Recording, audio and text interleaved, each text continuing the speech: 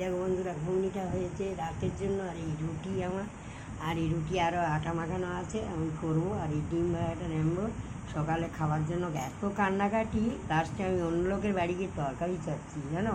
তারা মানে আমরা আলু পটল করেছি, কেউ দেয় আজকালকার দিনে কিছু। তারপর যদি বা দেয় সে কথাটা আবার মানে আমি চেয়েছি, আবার কোথায় কোথায় কী বলবে না আমি জানি না।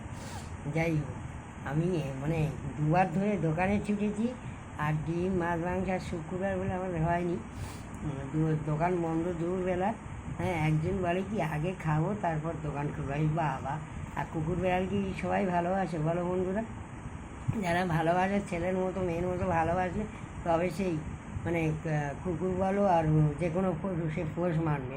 তা আমরা র্যাম্বোকে ছেলের মতোই ভালোবাসি। ছুটে গিয়ে আবার 5:30 পৌনে 5টার সময় আবার গিয়ে দুটো ডিম আনলাম, এনে ওকে ভেজে একটু ভাত খাওয়ালাম। আবার এই করে রেখেছি, রাত্রে খাবে। আর আমি রুটি খাচ্ছি আর এই ঘুগনি।